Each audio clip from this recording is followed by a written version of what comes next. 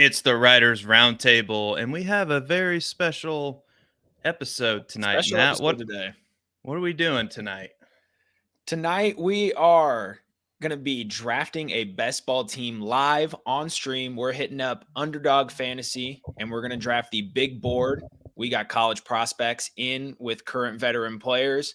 It's a great time to make some money, capitalize on some uncertainty, and because it's a special episode, because we want sparks to fly, we got two special guests, Ahaan Rungta and DeLauter.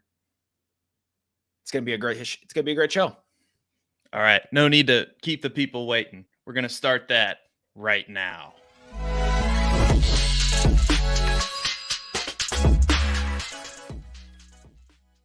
What's going on, gentlemen? Here we are. Let's do a best ball draft, shall we? Let's do it. I'm so fired up right now, you cannot even imagine. It's been so long since I've drafted on stream. The last time I did it was with Cody, and we were doing the roulette thing where we were forced to draft a certain position each round, and it feels like this is going to be more chaotic. I'm ready. Oh, yeah. It's going to be great. It's going to be awesome. So if you'd like to join us, we're actually only going to take up one team, and we're going to be fighting each other through the screen as to who gets what. Well, actually, we'll have some method to it, but it's going to be chaos for sure. So if you want to join us, right, we can go over here to Underdog Fantasy, right, and you're going to scroll over to Dangles After Dark, baby.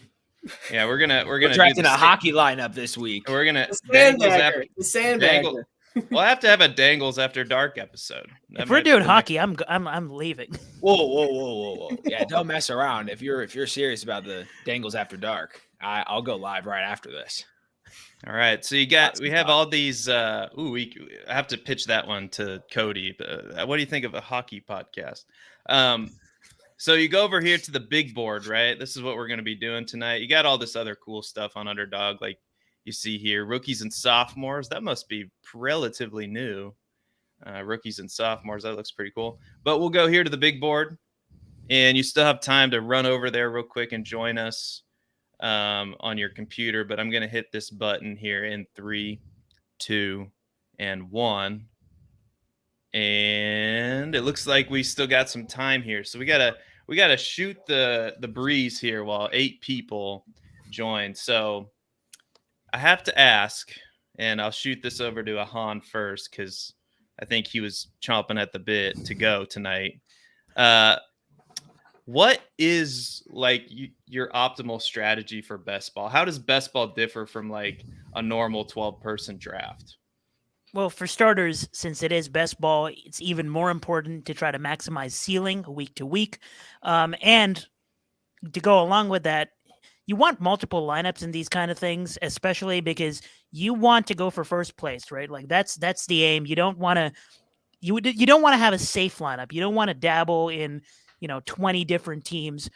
That's where stacks come into play. You want to stack offenses within one team, specifically quarterback, wide receiver, quarterback, running back, especially when the running back catches passes.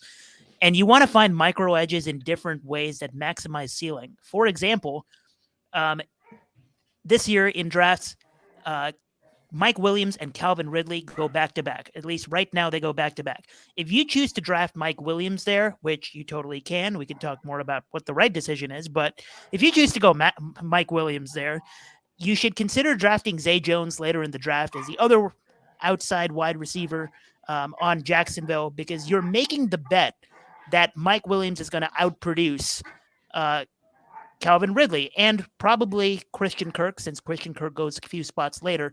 And you want to find yourself some exposure to that Jacksonville offense that's going to probably be even better than last year with Trevor Lawrence there and Doug Peterson still there. So you should consider drafting Zay Jones. And these kind of micro edges where you want to maximize week-to-week ceiling, you want to have boom potential every week that kind of differs from 12-man. Also, late-round flyers, they become so important because people are drafting Tom Brady. And that's where I'll end my pitch about that right now. And that can't be happening when there are players that are not being drafted that could potentially give you a top 10 RB week, for example, in week 16 and win you thousands of dollars. So stuff like that Super important for underdog best ball. What do you think, Ed? Do you have anything to add to that? I mean, I think Ahaan summed up a lot of the good points very succinctly and excellently. I mean, I think the one thing that I'll add is that I guess maybe I could throw this back out to you guys. I mean, we're drafting in a draft where you're allowed 20 players, right? 20 picks. Do we? I found that last year when I did these type of drafts, and I was luckily pretty successful with them compared to drafting later in best ball. I guess my question for you guys is like, do we prefer 3 quarterback, 3 tight end? Like, what's our ratio? Like, ideally, if everything falls right, what's our ratio here that we're looking for? I have something in mind. I mean, I usually prefer to get 3 tight end, 3 quarterback. I feel like last year when I went just 2 at each position, I sort of like set myself up for a lot of zeros down the road. Mm-hmm. But I don't know. I mean, what's your guys' thought on that? I lean towards 3 and 3. In a lot of my stronger lineups, I got crippled because I was at 2 and 2 and I was taking zeros. Lamar and Kyler were a couple of combinations, and I might be wrong. I'm just trying to think off my memory here, but I believe the winner of Best Ball Mania this year was 3 and 3. It seems to be. I think you're right. Yeah, I think you're right. Yeah. It seems to be Pat more. Coran. Oh yeah, I forgot Pat won it. Damn, that's crazy. Mm-hmm. I know, it's unbelievable. I know, but great. Yeah, I lean towards that. Especially, I think a lot of people are going to lean towards the upside of getting another running back and another receiver. But I think, like what Ahaan said, you got to trust more about the diversity of your portfolio of the teams that you're building. Because I mean, yeah, if I'm drafting one team to try and I'm obviously going to try and flop the nuts and go 2 and 2. But if I'm building a portfolio, a lot of times I'm going to be going 3 and 3 and building that security. Yeah, I went 2 and 2, and just to add off of Matt, and then I'll let you go, Ed. I went 2 and 2 a lot last year, and honestly, I got burned because I went 2 and 2. So I'm, the safer way, and I think the optimal way is to go 3 and 3 if I had to choose. This dude, Matt Babich, is cheating. I was so close. I was so close to joining just to troll y'all, and then I didn't because I was going to be a good boy. And then this dude joined the draft. I sat there at the screen and I was like, I have to just join on my phone, right? And what? Oh, boo! I was behaving myself as well. And the stream. Oh, I'm sorry for giving us more content. Wow, what a bad co-host I am. Okay, let's see. Ed, we'll start with you. You have the first pick here. All right, so we're picking at 6. So who you hoping for? We have like Kelsey, Cup, Tyreek Man, what Hill. a shitty place to draft, right? I mean, Kelsey would be ideal. I don't think he's gonna fall to us though. He just went. He's gone. Man, I mean, right. We could go. I mean, I sort of like JT over. I mean, I know that like Eckler's there. You want Taylor? I would prefer like to go like maybe out of this build like hyper. Yeah, you want to go Saquon? We can go Saquon too. I would prefer to go running back here and then either go hyper fragile, build with running back. 3. So you want to go Saquon? Yeah, let's go Saquon. Ahaan, right. I believe you have some thoughts on Saquon prepared. Dude, this is great. I was concerned about giving Ed this platform when Gabe Davis was still on the board, but he took Saquon, and I'm happy about that. Saquon, even at ADP, which we got him a little ahead of ADP, but even at ADP, I think it's an absolute steal. Here's a tweet from our friend Theo Greminger from Player Profiler. Christian McCaffrey is entering his 8th season. Austin Eckler is entering his 7th season. Last 10 seasons, no RB that late in their career finished the overall RB1. Jamal Charles, 2013, did it in his 6th season, and Austin Eckler, 2022, did it in his 6th season. Saquon is a better pick than Eckler for sure at this spot, especially people didn't take CMC last year because of injuries. Like, we have an answer to that now, right? Like, can we not pass up on elite upside because of possible injury concern at the running back position. Saquon is probably going to be in an even better offense with the Giants, with Brian Daboll still there and probably adding more weapons. So I like Saquon, and probably one of my top 3 contenders to be the overall RB1. So I like it. That was not an auto draft. I was letting him get that. I just want that to be clear. I wanted Ahaan to get that off his chest. I selected Stephon Diggs and put him in my queue because he's got a 28% target share last year, 30% target rate, number 6. They got to bring in some significant target competition to scare me out of Diggs being an elite receiver. We saw them not really connect on many big plays. There was a long stretch where Diggs didn't score a lot of touchdowns. That's going to flip the opposite way next year. He's going to get more of that touchdown luck, quote unquote. Gabe Davis is still going to be out there running wind sprints as the wide receiver too. They're confident in him because they're confident that he'll just take enough coverage away for them to throw to Diggs 10 to 12 times a game. Oh, second pick. It's Ahaan's pick. It's Ahaan's pick. Well, hold on. This is my team. This is Matt's pick. Our next pick will be Ahaan's pick. All right. First of all, Seth, click RB and wide receiver so that we can. Thank you. So we don't have to look at the quarterbacks right now. I will gladly get positional upside here with wide receiver. I have no intention of reaching on Derrick Henry or Kenneth Walker. And I think the move here, if he falls, is Jalen Waddle.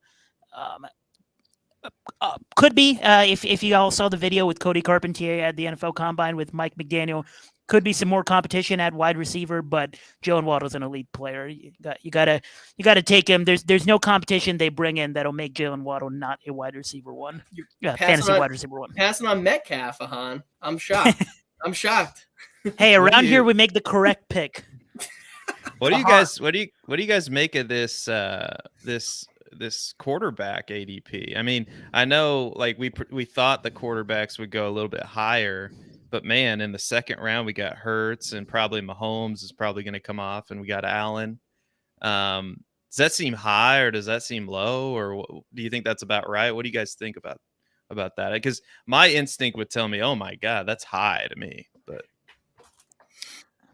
When you think about go ahead. No, take it. I mean, I think at first glance it definitely seems high. I think Hayden Winks recently put out an article on Best Ball ADP and made the case that it's about right. And I think unfortunately he's probably about right with respect to that take. If you look at it from where.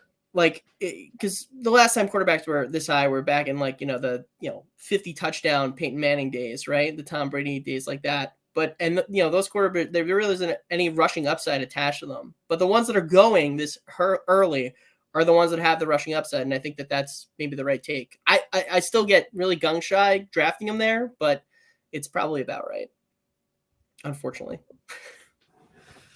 Yeah, so I just quickly pulled up the data analysis tool on Player Profiler. So if we look at best ball points added per game last season in 2022, Jalen Hurts 8.1, Josh Allen 7.3, Mahomes 7.2, and then that's QB 1, 2, 3. We're already at Justin Fields 5.5 or 5.05, Joe Burrow 4.95, Lamar Jackson 4.8. So there's a pretty steep drop off even between quarterbacks 3 through 6 in terms of what they're giving you in your lineup per game.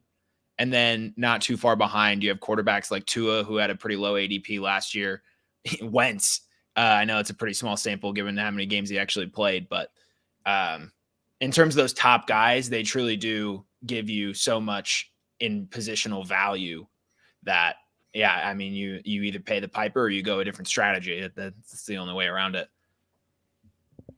Yeah, should I even give Matt Babich a pick? I mean, he's going to sabotage our drafts. It's just so his team is better. No, I'm not. Unfortunately, I'm not as talented as a conniver as the Podfather. I would not be able to think. I've never played chess in my life. I'll put it that way.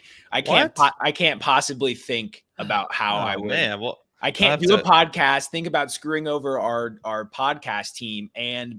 Guys, make a goddamn pick. It's giving me anxiety. Jesus All right. Christ. What do you guys think here? We got Chubb. This is why I slow drafted. What do you think? No to Chubb and Jacobs. Matt? No to Chubb and go, Jacobs. What about Debo? You want to go Debo? We're taking Debo. Okay, Oh. you want to go Debo? All right, We'll that take was Debo. easy. What's the case for Debo here?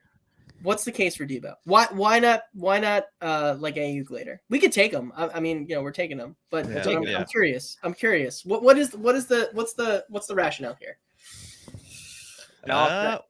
You want to go, Matt, or yeah? Do you have something? Because I would love to hear. I don't know, man. Let me just say this, right? Debo Samuel, and I know you guys have all your. I'm sure Matt's got a whole bunch of analytics ready to go, but that offense, especially we saw what it could be like with Brock Purdy, and you throw in Trey Lance, and I know a lot of you guys are bullish on Trey Lance, and I am too, and especially in Dynasty. But if Trey Lance can come in and be the catalyst for that offense and take that offense to another level, I mean, you'd think that in order to get him going, what's going to spark Trey Lance is going to be players like Debo Samuel. He's going to be throwing to him close to the line of scrimmage. He's going to get those backfield carries. So I think Debo's a value here, but that I could be slowly turning into a boomer. So Matt, what do you think? So the opportunity's always been there for Debo. He's at 2 straight seasons of 25% target share and target rate. So we're seeing, if you're betting on DeAndre Hopkins at that range, you're betting on him to get that opportunity again in an offense that's going to be missing Kyler Murray for quite some time.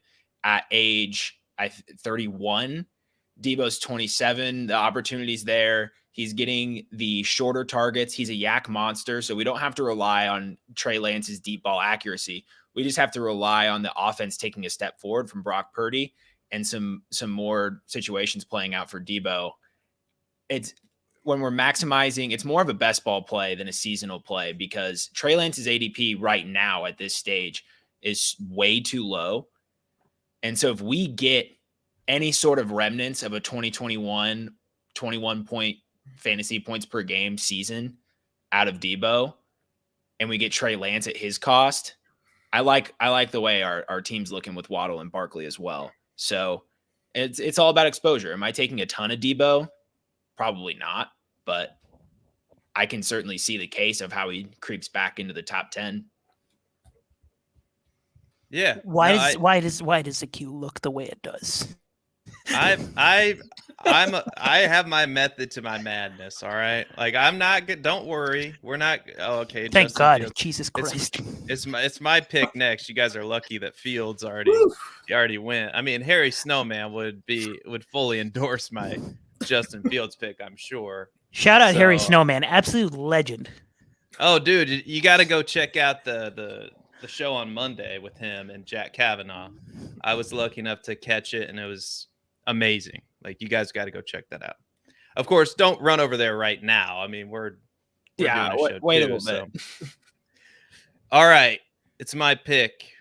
And I think you guys are gonna like what I'm about to do. I think there is I think we add another wide receiver. I thought you were gonna click on George Kittle. Well, it was tempting. I have a little more faith in Seth. We got two Iowa tight ends, and I think Pittman. I think he's going to get the quarterback upgrade. It's probably going to come through the draft, and I think we've said this on the show before, but we definitely overprojected what Matt Ryan would mean to the offense, and I think Michael Pittman's still a really, really good receiver. I think, he was going in the third round of these best ball leagues last year. So getting a slight discount on him in the fourth round. And when they get that quarterback upgrade, which they're going to get, this ADP, I think, is going to go up. And I think he definitely should be drafted over Christian Watson because we don't know who Green Bay's quarterback's going to be. And it's probably not going to be somebody as good as Aaron Rodgers, as mediocre as Aaron Rodgers was last year. So Michael Pittman, I know you guys are fans of Michael Pittman. Was that the pick to make, or did I screw that up? I like the Michael Pittman pick. Back-to-back seasons in the top 10 in route winning rate. He commands targets regardless of who's at quarterback because he's clearly the best receiver on that team. He commands targets in the red zone because he is a very good athlete. I don't agree that he should clearly be above Watson. I slightly prefer Watson over Pittman at that spot, but I would have been happy with either Watson or Pittman in that spot, and that's fine. I'm getting a ton of Watson elsewhere. What do you mean by that? I'm drafting a ton of I'm drafting a ton of the player Christian Watson on my underdog best ball drafts. Is that clearer, Matthew? Yes, it is. So I kind of want to talk about Calvin Ridley. It was brought up a couple of times in passing. We didn't go and dive into his situation in depth, but he's going to step into a fairly consolidated target share with both Christian Kirk and Evan Ingram returning. Zay Jones will be returning as well. Are we sure that Calvin Ridley is going to get the 22 to 27% target share that he needs to be above Michael Pittman? No. There's a lot of, I don't want to say the cliche alert thing, but there's a lot of receivers there, man. You got a lot of the passing volume guys. They're certainly going to pass a lot more than the Colts will. All right, Ed. To the best we're back to Ed. ability. Sorry to cut you off. Ed, okay. We got. How do you want me to sort this? Wide receiver, running back. We got Drake London. Let's hammer wide receiver here. All right, Drake London, Jackson Smith and Jigba, Keenan Allen, Jameson Williams. Ed, I believe in you. As crazy as it may sound, I believe in you. Oh no. I mean, I would go Drake London here personally. Ooh, okay. Snuck it in. Yeah. We snuck it in. What do you mean by that? I like that. I like that pick a lot. I would take him over Jackson Smith and Jigba, even though these rookies will their ADP will probably go up a little bit. But I like the Drake. I love our wide receivers, to be honest with you. With the hero, this is your classic hero RB build right here. Love it. I love what we're doing. And I think Drake London, another guy, I mean, Marcus Mariota was terrible last year, and they're going to be in the market for, trading up with the Bears potentially, or, they could sign a free agent quarterback. I mean, they have a lot of cap space too. So they're going to get a quarterback upgrade. I love the Drake London pick. Good choice. It was probably between him and if we were going to go wide receiver, it was either him or JSN for me. Yeah, personally. I agree with that. Yeah. Drake London was.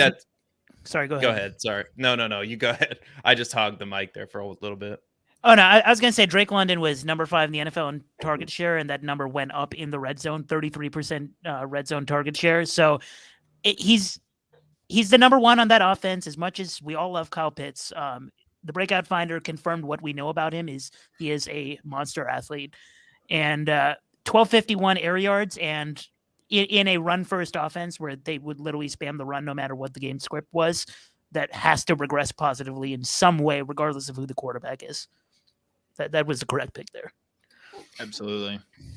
The only issue that we have with, I think, our team right now is that we have very confined stacking options, I feel. Maybe you guys disagree, but there's just a lot of uncertainty around who's throwing the football to a lot of our wide receivers. Well, I should say half of our wide receiver room at this point. So as of now, we have to get Lance, or this draft is just in flames. Concur. You could go with Bryce Young. That's where. Okay. We'd have to. I mean, Will Levis. If Cody was in here, he'd be saying, "No, we got to stack. We're going to stack Michael Pittman with Will Levis or Anthony Richardson." And I'm not totally out on it either. Apparently, the Panthers are big on Anthony Richardson. Guys, I'm not interested in drafting a person who's titled as a quarterback. I'm interested in drafting a quarterback. So we need Trey Lance. Ooh, are we wait? Trey Lance is my. Are we getting a media argument like not bad for a running back, Anthony Richardson from Ahaan Rungta? I mean, I was throwing more of shade at Bryce Young and Will Levis, but sure. Oh, okay. That's what it kind of sounded like. Trey Lance is like my bottom line for these drafts. Like if I don't have a quarterback, it's got to be Lance. His ADP, I think.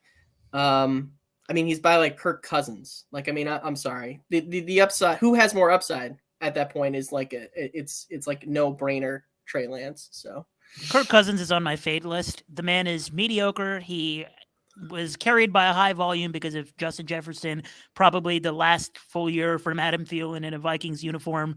KJ Osborne, obviously there as well, but there's the upside, like you said, like QB 11, Kirk Cousins, or QB 13, Trey Lance. There's a correct answer there. All right, Ahaan, we're up in a pick. Which how do you want me to sort this? This is fine. Okay. Yeah. There's RB2 time? Yeah, probably. I'll gladly pass on bad player Joe Mixon. Have no interest in Mike Evans given situation. We're fine on wide receiver. I'm going to keep it simple. Aaron Jones. Good pick. Probably the most underrated running back in the NFL by talent.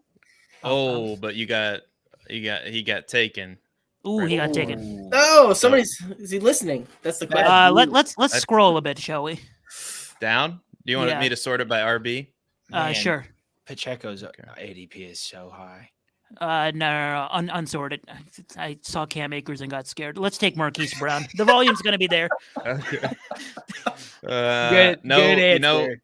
No Brandon Ayuk. You don't want to go double. Well, yeah, I'm not trying to make. I'm not trying to make. We could double stack with Trey Lance later on, maybe. Mm-hmm. I'm getting a ton of Brandon Ayuk this year, but I like not in this situation. Yeah. And going back to the whole 49ers conversation, last year I took Ayuk all over the place and basically no Deebo Samuel. I'm doing the same again this year. I don't see the argument for not just waiting on Ayuk instead of taking Samuel at that spot. Here's the thing with like every NFL team that people every offseason don't realize. They're like, they did this with the Seahawks. They did this with the Giants. They're like, they're not going to pass the ball because they got a downgrade in quarterback or they don't have a good quarterback, etc. The upgrade from Brock Purdy to whatever Trey Lance will give us, the upgrade from Jimmy Garoppolo to whatever Trey Lance will give us is enough that it'll cause Kyle Shanahan to throw the ball more. Brandon Ayuk is so good. He's going to command the targets regardless. And yes, Deebo Samuel is going to get the carries, get the routes, regardless of who's at quarterback, probably. But how valuable are those carries? They're not. They're more. They increase the chance that someone gets hurt while also not giving you PPR points. Like, why do we care that Deebo Samuel is versatile? We don't. Brandon Ayuk's the better pick at ADP. Yeah, we care about Deebo being athletic and being able to take the screen passes and short slants, right, and add a lot of yards after the catch. We actually do not like the fact that he's versatile because that means he gets those low value carries. And yeah, we did draft Deebo because of ceiling and because I don't know, I wanted to, but that's good enough. Hey man, that's what life is about, man. Admittedly, you gotta have some be higher on Brandon Ayuk. You gotta have some exposure. I'm on Team Ahaan with Ayuk, personally. So yeah, I don't see. I mean, I get the Deebo argument. I get it, but with the touch squeeze, I'd rather take the guy that is getting the passes downfield in Ayuk. So well, we're approaching the section of the draft we all knew we would approach. Gabe Davis may or may not make it back to us. Unfortunately, I'm getting ready. Jay Connolly, do your job. I actually please be a Bills fan. We as society are drifting towards not valuing Gabe Davis as much as we should. I think we're gonna get there eventually throughout the offseason. We're close. I think once some of these are we taking Gabe Davis? No. Is that what you're telling me? I'll leave the stream if we take Gabe Davis. It's your pick. It's your pick. My app is behind. I have Gabe Davis queued up. Who are we taking? You got 17 Can you seconds. unstar that? We're taking holy shit. Do you want me to sort Matt, it? if you can't decide, we're taking Gabe Davis. I don't want to take Joe Mixon. I'm going to pee my pants. Treylon Burks. All right, we snuck it in just barely. Way to go! I didn't. You diffused the bomb just in How time. could I possibly stomach any of those picks? Really, Joe Mixon probably was the pick, maybe, but I mean, he's going to get cut from the Bengals. I have simply no idea. His ADP drops 2 rounds if he's cut right now. So I couldn't stomach that. I am a firm believer that Tyler Algier is going to get backfield competition. It simply makes too much sense from a roster perspective, from a real football perspective.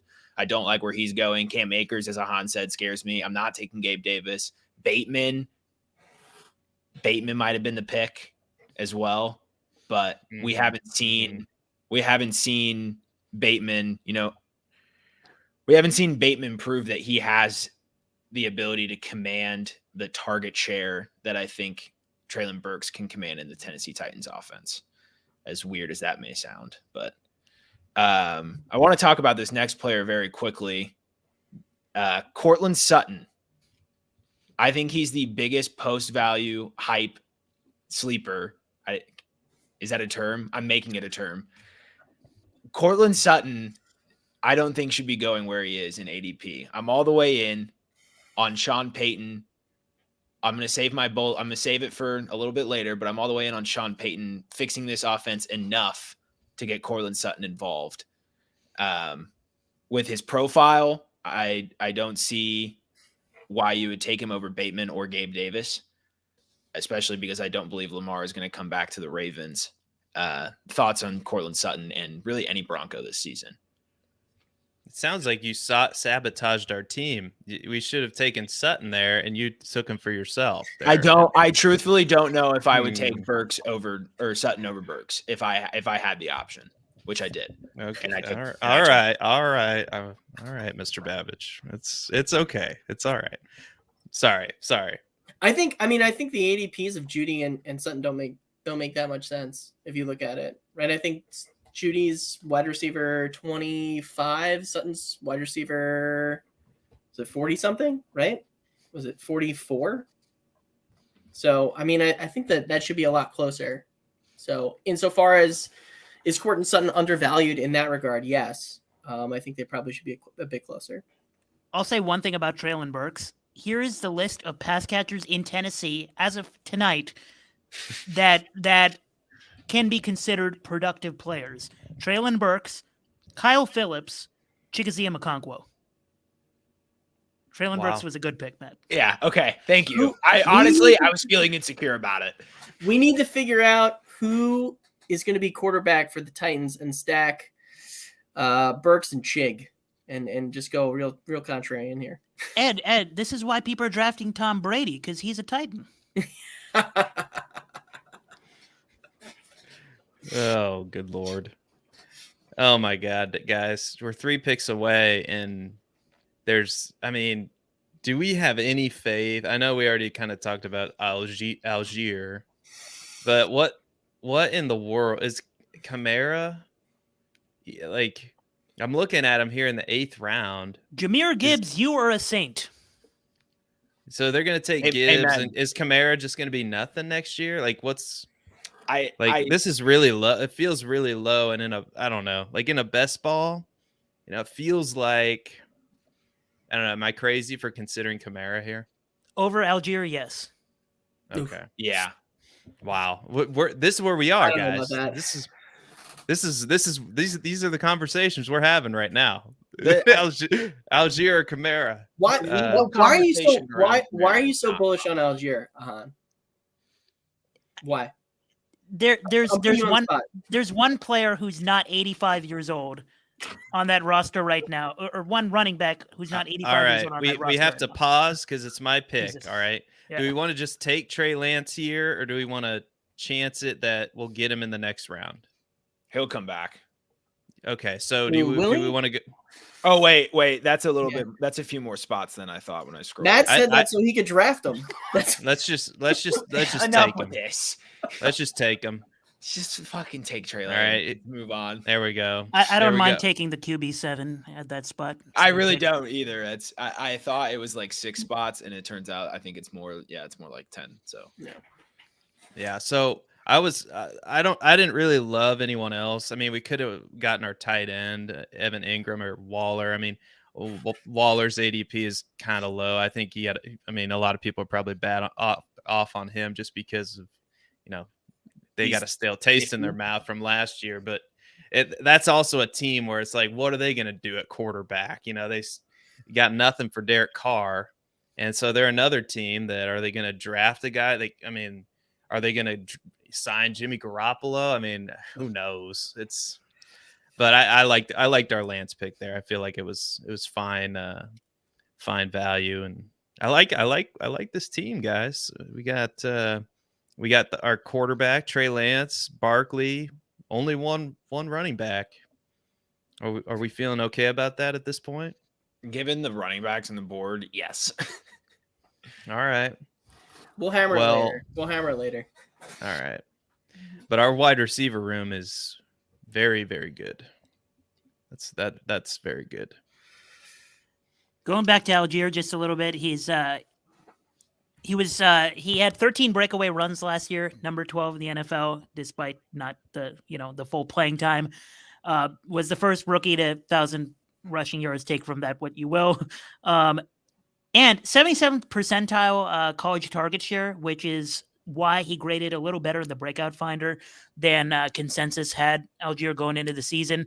If that offense starts passing a little more, which we kind of just discussed, they probably will, especially because we took Drake London, probably for that reason, that they're going to pass a little more. There probably going to be some more checkdowns involved, especially because we're probably not going to get Justin Herbert on the Falcons anytime soon.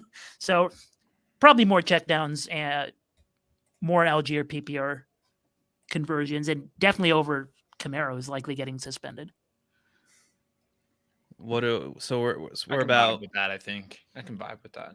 He was an efficient runner last year. Like when you look at the metrics, even across the board, even in terms of like true yards per carry. So he showed he was an effective runner and a capable pass catcher. So if he does take that leap and the Falcons offense takes a step forward and throws a little bit more than at RB 26, 27, that's not I can get on board. I'm not excited about it.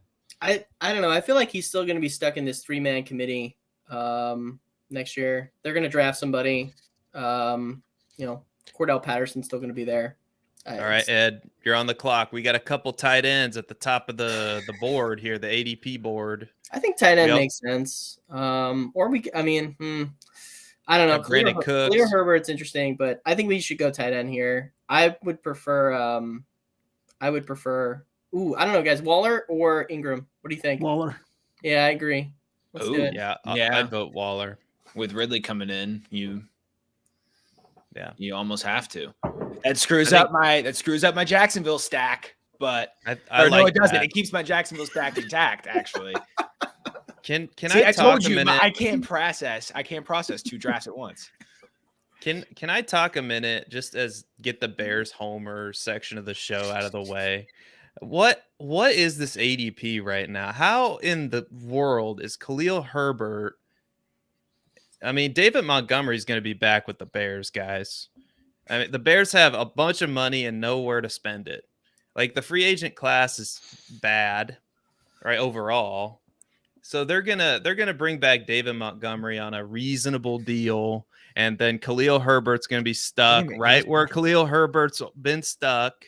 And this ADP makes no sense because we got guys, who are too smart, like all you guys. Like, that's like, David Montgomery, and maybe this is just me turning into a boomer. Like, I feel like the older I get, like, I'm just like, how is David Montgomery's ADP so low?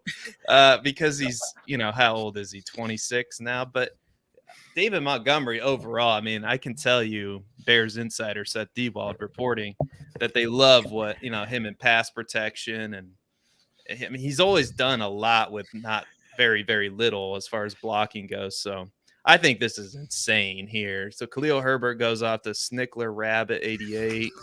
Is that Snickle Rabbit 88? I think this is. I don't think we're allowed to say that on air. Oh, that's his name. It's right there. What do you want me to do? At least you didn't call him Gabe Davis Stan number 25 or something. Yeah, I think, man, Montgomery in the 10th round. As crazy as it sounds, this is probably the cheapest you're going to get David Montgomery this season. I don't know if that's a sentence that really gets you going, but these veterans, it's a perfect RB2 for this build right now. I mean, Devin Singletary and Montgomery are the two biggest examples of veterans that are maybe not going to be back with their team. A lot of uncertainty as to where they're going to be, and they're probably going to land somewhere where they can get a near, maybe even a 40% opportunity share, and they're going to vault up, at least maybe 2 rounds. So I guess in that sense, David Montgomery is a value, but is he going to be a valuable player on your roster later in the season? I doubt it. Seth, could we filter by RB wide receiver, please? Yes. Thank you. Mm-hmm. So we got. Are you looking like what are you thinking here? Because we got like 6 wide receivers. Could we see the team, please? Our own team. Yes, our own team. I forgot. Yeah, there you go. We drafted. You can't really see here. Let me have it's vertical so you can see. There we go. Or I don't know how you want it. Aside. This is fine. Okay, it's a little smaller, but you can see everything. So we got like Waller, Treylon Burks, Brown, London, Pittman, Samuel. None of the wide receivers on the board right now get me out of my seat. Well, I'll just say that. You look like you're leaning forward. I don't know. I think I'm preening. Wandale Robinson is electric, Ahaan. I don't know what you're talking about. I think somebody is taking David Montgomery. Like somebody's I might get booed for this, but I think we take the running back that catches passes. Oh, and it's going to be on a better off. Which running back? The one at the bottom of the screen. Kareem Hunt. Kareem Hunt. All right. Anybody veto that? I mean, besides me, we'll take Kareem Hunt. It's a not anymore. It's a decision that you're allowed. Man, look at how fast Jay Connolly took David Montgomery. He sprinted to the podium at pick 116. He was watching his blocking highlights. He knew he had to grab him. I mean, if only look what this guy brings to this team. He probably thinks this is a points per blitz pickup league or something like that. PPP. That would be David Montgomery would win you some championships in a league like that. I tell you what, man. In all seriousness, what do you assess the probability that Deshaun Watson is as bad as he was last year? I don't know what the structure of that sentence was going to be. What's the probability that Deshaun Watson is as bad as he was last year in 2023? Low. And that's why you take Kareem Hunt. Yeah, probably. Is Kareem Hunt going to be back with the Browns? That's the problem. You're banking on that, I'm of the belief he stays with the Browns. He seemed to want out, so it'd be curious that they didn't offer him, to trade to anyone else. They didn't offer him a significant role, and he's going to want to return on less money. If he leaves, what's the probability that he goes to a team that does not utilize his pass catching at all? Also low. There's a team that could use a pass catching running back out there that just won the Super Bowl that has a history with Kareem Hunt. I was gonna say. I hate to speculate here, but that would be sweet, wouldn't it, Ahaan? Kareem Hunt 2.0 back in Kansas City. I talked about that in my free agency article. I actually think it might happen. And even in that scenario, I want Kareem Hunt clearly over Zeke and David Montgomery. If that if that happens, Kareem Hunt's an immediate value where he's at. Well, not David Montgomery, but Zeke. Yes, correct. David Montgomery would not be a value. That is. Hey, man. He's such a good player, David Montgomery. I'm gonna stand up. He's just so good. I will stand up for my guy, David Montgomery, until he's out of the league, I guess. I can see that. All right, whose pick is Matt Babich? I think it's your pick. Okay. Do you want me to sort this any which way? No, you could take Elijah Moore. Okay. Yes, I love that. That's good. Big upside there. We needed a receiver. Yeah, we got 7 now. No, but seriously, when do we? I think we're done. We're done. We're done. We're done. We gotta be done, guys, with wide receiver. No. When do we start thinking about, like, I was honestly, and I know you're pretty gung ho on Elijah Moore, and I love Elijah Moore, but we got Geno Smith. You got all the rumors now that, well, there goes Geno, that Seattle's loves this quarterback class, which you can really trust Pete Carroll. You can't trust Pete Carroll, but whatever. Aaron Rodgers, we got some rookies down here, and Bryce Young, and Derek Carr might not be but when do you start thinking about like a QB2? Is it right now, or do you just put it off? Damn, we're kind of late in the draft. You think it's too late? You think we should have drafted one earlier? Not necessarily, but it did kind of sneak by me. I'm just looking at the quarterbacks available. What the hell does that mean? It just We're not. This isn't the NHL. We're not drafting draft. a Jaguar stack. This man. isn't. We missed out on the goalie. The snuck past. Anyway, stupid. You're probably thinking about it right now. My strategy on QB2 is quite literally just X out the players that I don't want or I already have a ton of exposure to. At this point of the offseason, players that I don't want to touch at that ADP. And then of those, look for a stack. And when I am not, out of my seat with a wide receiver or running back, you just snag someone. I think we're outside the point where we can be confident in our two quarterbacks. So you shoot for upside only. And I do see some candidates coming up for some upside. So I still think there's viable QB2s on the board.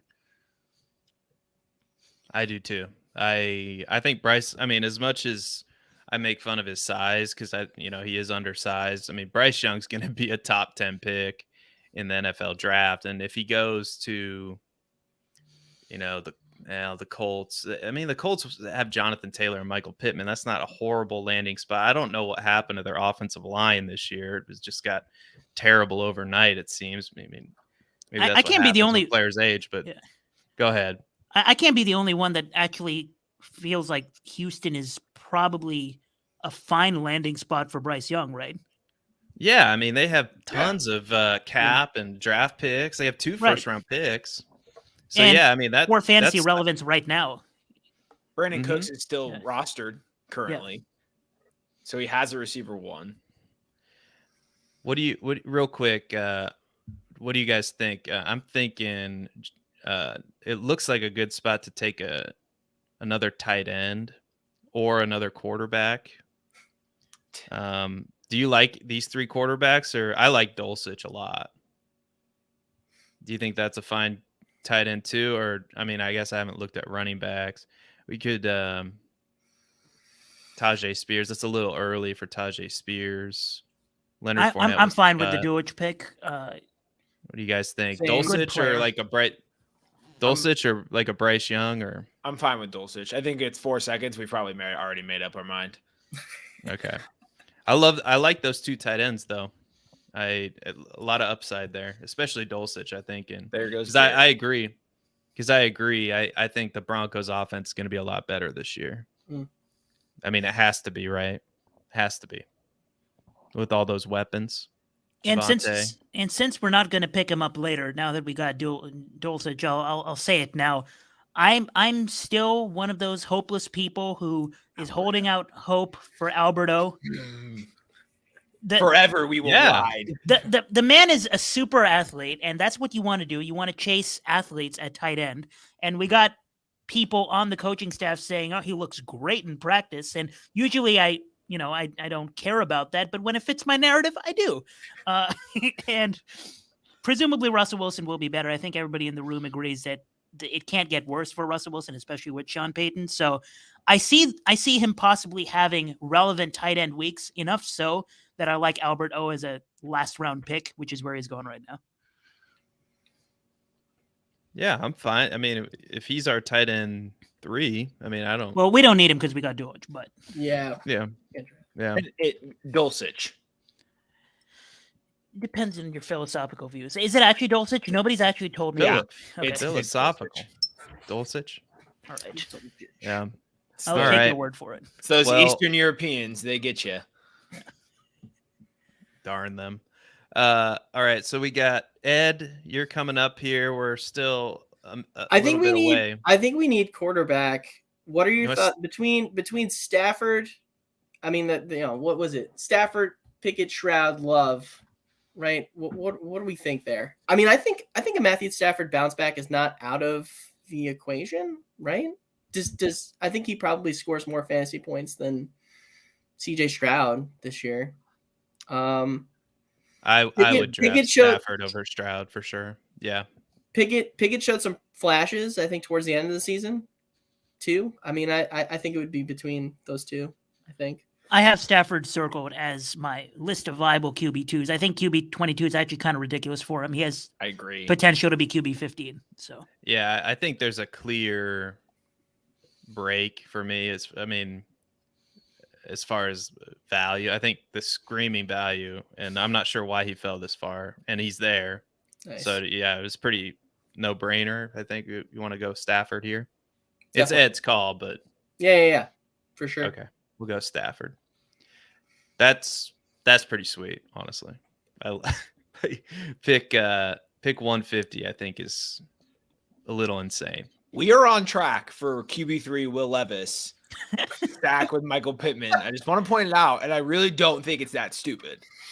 No, it's not stupid with how we're setting up our team. No, I'm not like not Levis to Indy would be stupid, but I think it'd be a viable way, what we're going down if we want to wait until some of the last rounds just to take a shot on a Levis or Anthony Richardson for our QB3. Yeah. Do you guys think the vertical? Do you think this is better or the other way is better? I like the vertical so that I can see the full board. Vertical. Same. All right. Same. Okay. Let us know in the chat how you want this show produced, because I can't figure it out. We got a comment from chat. I think going rookie quarterback definitely makes a lot of sense. Dang, I wish we would put either me or Ahaan on the bottom. This blocks out. You see, it blocks out Ed there. That's all right. So which is not what I wanted, but I'm definitely the ugliest one, so it's a good thing I'm blocked out. Whatever. I'm not taking that bait. Yeah. All right, we got Tarek Bryant. Yeah, we could stack him with Van Jefferson or A-Rob. What do you guys think of either of those two players? I'd rather not stack anybody than stack with Van Jefferson, with all due respect. All right, conversation. Gabe Davis is better than Van Jefferson. That's that. I will literally agree with that. I will agree to that. Yeah. I will agree to that. But the fact that that's the conversation we're having now is.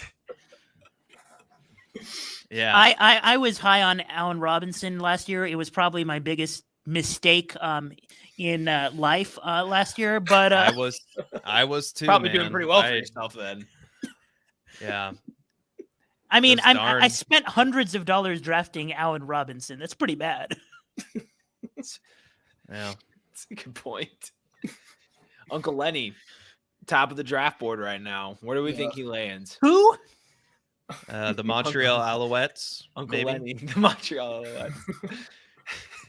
I heard the Orlando XFL team is lacking. He'll be playing. He'll be playing with Carson Wentz wherever Carson went. The Iowa Barnstormers, maybe. I mean, who's gonna sign that guy? Because he can't. He's almost like a Tim Tebow. Like, I mean, he's almost too like. I don't know. Can he be a backup quarterback? I mean, he would be a fine backup quarterback, but is he gonna want that? Is a team gonna want that? Apparently, nobody can stand him. But I don't want to. Filter by RB, please. Yeah, sorry. It is your pick. Yeah. I was gonna say you're talking out of turn, but it is your pick. No, I was just trying to get that out early before the clock starts. No, The only problem with this view is I can't really see the ADP numbers, and don't be a sheep, Ed. It doesn't matter. I know. That's true. That's true. All right. We are officially on the clock. So I actually don't like that we don't have. I was so ready to talk up all these rookies, and we haven't drafted a single one. But I'm gonna do the correct thing and take Damian Harris. Damian Harris. Okay. Yeah. Ooh. There's only one. Johnson is on the board. Roshan, or is it too early? Way too early for Roshan. I think it's a little early. Yeah. All right. We'll go Harris. If he makes it to the next pick, 15-6. Yeah. It's not my pick, but I would approve. Yeah. Yeah. Well, yeah, it's Jerick McKinnon, I know he had a flash end to the season, But if there's a chance he might be back with Kansas City, but I don't know. If that happens, then I think that'd be a really good value. But I think we're in a similar situation that we were talking about with Atlanta, where Kansas City is in a position where it really doesn't make sense for them not to take a running back later in the draft and see what happens. They have a free square with Pacheco. They have a cheap contract with McKinnon. CEH is gone. Why not? So if I feel like there's a lot of dart throw running backs in this NFL draft that have good prospect profiles. Like Tank Bigsby is not.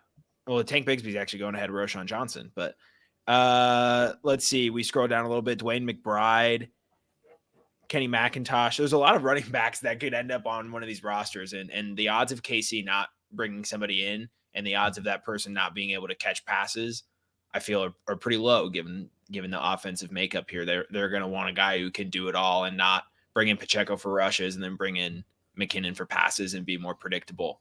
So I think they get a back who's a little bit more of a dual threat, and I'm pretty okay with fading Derek McKinnon at ADP. Yeah, I mean, I had. Sorry, go ahead. No, I was just gonna say it's these out of all these late round running backs, right? I mean, who are some of these? I know we haven't really had much time to preview this list, and you got to have 20/20 vision to look at it now. By the way, Matt Babich, be ready to make your pick right now as I'm talking. What do you want me to sort it any which way? No, I got it on my phone here. Okay. Let's take Roschon Johnson. He passed up on Mike Gesicki. I was so close. I was just sitting there like as Seth unveiled tight end. I was just like, there he is. I was like, all right, maybe we'll make one sharp pick on this draft. But no, nice pick, man. Yeah, we're stacking up running backs. But what I was saying is who are some of these guys? Like Roschon Johnson might be one that winds up being drafted a little bit higher than some people think. I know we're really high on him at Player Profiler, but who are some of these other running backs here that if you go the direction that we went here with Saquon and basically nobody else, I mean, Kareem Hunt at pick 115, who are some of these running backs you think could provide some value for fantasy gamers late in drafts? Like we're like the situation that we're in right now, where our wide receivers are awesome, but we need some running backs. I think we probably want to focus on any of the rookie guys. I mean, because everybody else is sort of in a position where they need an injury to break, and certainly like there are players that can capitalize on that here that are veterans. But I mean, Kendre Miller is pretty good. I'll take that all the time. I think that's probably a toss up, quite honestly, between him and Roschon. I think there's also a lot of running backs that are projected to run pretty fast 40 times.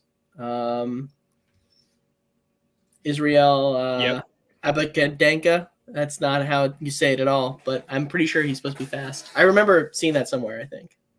Abani Kanda. There you go. Abani Kanda. There you go. There we go. I do like Abani Kanda as a sleeper. He's fairly high up on Player Profiler's dynasty rankings for running back so far.